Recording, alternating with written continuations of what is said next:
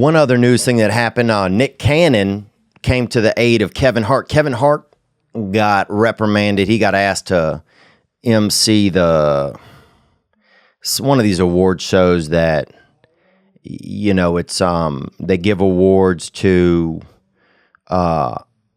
you know, it's companies that give awards to actors that they own, basically, a lot of times. So you'll see, you know, it's like, oh, the Academy, but it's all tied in together and it's all owned by the same companies or supported by the same company. So it's all a bunch of bullshit a lot of times. It's a lot of rich people awarding other rich people, I find. But I also could be angry because they've never given me nothing. But the now Kevin Hart, what he did was he got asked to host this awards, Oscars, and then they went through his tweets and said, well, he said homophobic stuff in the past, and now he needs to apologize for it. And he told him to fuck off, basically.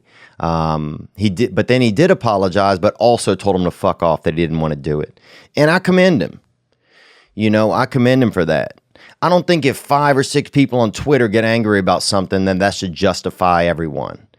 And the more that kind of stuff keeps happening, and that the media really caters to those small voices just to create controversy, the more you're making the masses angry, I think, because their voices aren't heard. Not only not heard, but not respected.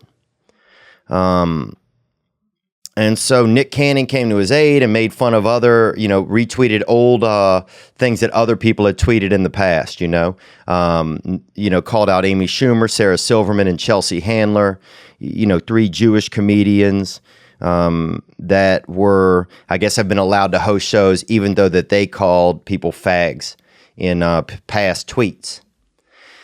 And good for him, man. Good for somebody to be able to say something. You know, I think you need a black guy to say something. I think if a white guy brings this up, they wouldn't even let this be an article. So I'm happy that, you know, that people are standing up for their friends in the industry, and that finally people are saying, oh, well, it's interesting that these 3 white women can behave a certain way, but this man doesn't have some of the same freedoms. So good for Kevin. You know, good for Kevin, man. You know, it's not fair that, you know, you have a lot of these, you know, and all 3 of these women condescending, you know, these are all women who, you know, to me, make fun of the rest of America and look down upon those people who are less fortunate than them, and believe they can tell people how to vote and how to behave just because they have money.